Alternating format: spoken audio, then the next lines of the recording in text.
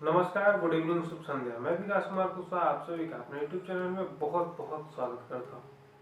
किसी भी वर्तमान समय के या वर्तमान जगह के बारे में जानने के लिए हमें उसके अतीत को जानना बहुत ही आवश्यक होती है। तो 69.4 वर्ग किलोमीटर क्षेत्र में फैले हुए बिहार राज्य के जिला सिवान के बारे में तथा उसके इतिहास के बारे में आज हम कुछ जानने का प्रयत्न करेंगे। सिवान जिला बिहार राज्य के पश्चिम में स्थापित है तथा यह डॉक्टर राजेंद्र प्रसाद जो भारत के प्रथम राष्ट्रपति हैं उनकी जन्म पहले डचों ने तथा बाद उसके उपरांत अंग्रेजों द्वारा इस पर शासन किया गया। उसके बाद बक्सर के युद्ध के बाद सिवान को बंगाल के में मिला दिया गया। इसने अपने अंग्रेजों की लड़ाई तथा स्वतंत्रता संग्राम में सिवान एक महत्वपूर्ण भूमिका के तौर पे उजागर हुआ। सिवान से बहुत ही क्रांतिकारी लोग भारत को आज़ाद कराने के लिए आगे बढ़े। ऐसा माना जाता है कि बांधव राज तथा उनके उत्तराधिकारियों जो इस क्षेत्र पे शासन करते थे, उनके उत्तराधिकारियों में से एक उत्तराधिकारी जिनका नाम सिवन मांड था, उन्होंने इस क्षेत्र पे शासन किया। उन्हीं के नाम पे इस क्षेत्र का नाम सिवान रखा गया तथा अली बख्श के नाम पे इस क्षेत्र को कुछ समय तक अलीगंज सावन के नाम से भी जाना जाता है। उस टाइम जाना जाता था तथा ऐसा माना जाता है कि भोजपुरी में सिवान एक सीमावर्ती क्षेत्र को प्रदर्शित करता है जो सिवान नेपाल के दक्षिण हिस्से में स्थित है, इसलिए सिवान को सिवान के नाम से भी जाना जाता है।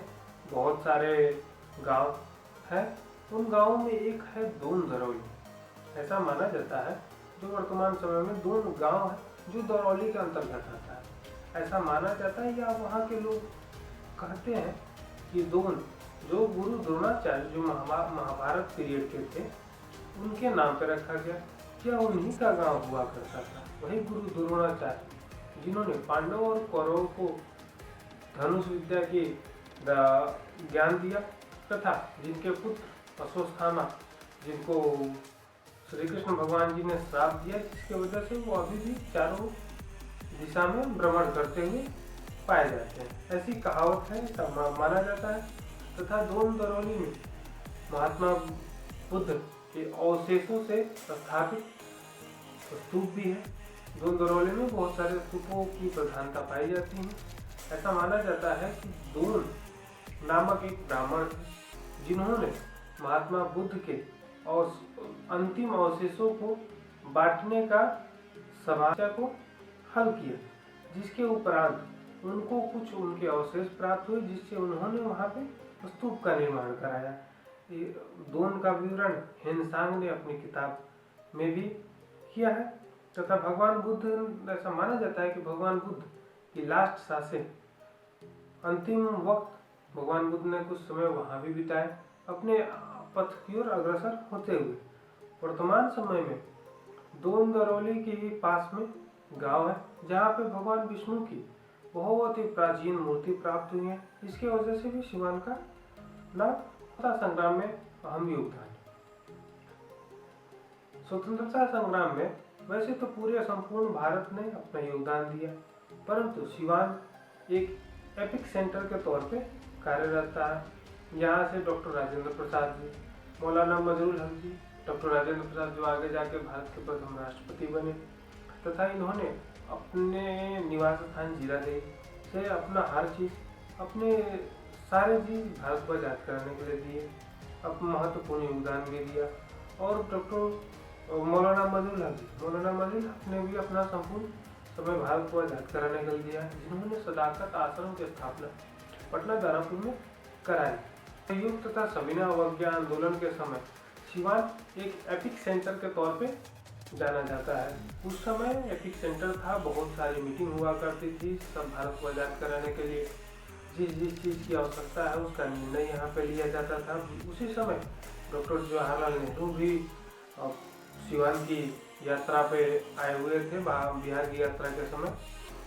यहाँ पे बहुत सारे क्रांतिकारियों का आगमन हुआ, यहाँ से पे मीटिंग किए, जिसमें ब्रज किशोर प्रसाद, फुलेना प्रसाद, डॉक्टर राजेंद्र प्रसाद, मौलाना मजरुल हक, सैयद अहमद खान, इन्होंने महत्वपूर्ण योगदान दिया।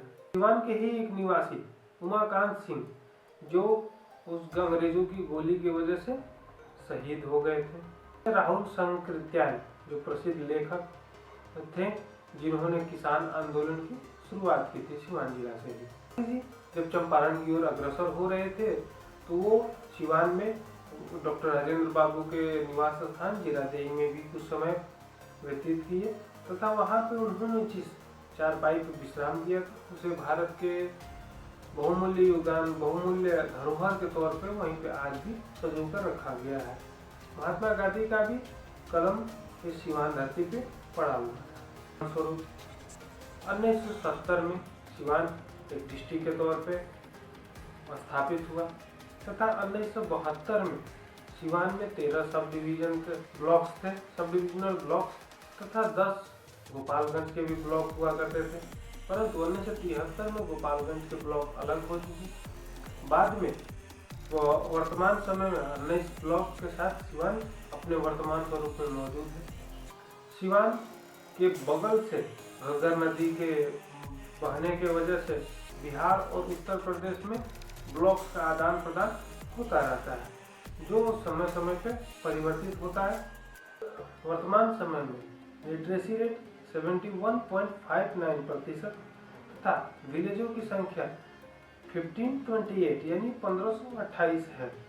अपने वर्तमान समय में सिवान अपने इतिहास को संजोए हुए, अपने धरोहर को बरकरार रखे हुए तथा समाज में एक महत्वपूर्ण योगदान और भारत को आगे बढ़ाने तथा बिहार को अग्रसर करने के लिए अग्रपथ पे विकसित हो चुका है तथा अग्रमान है।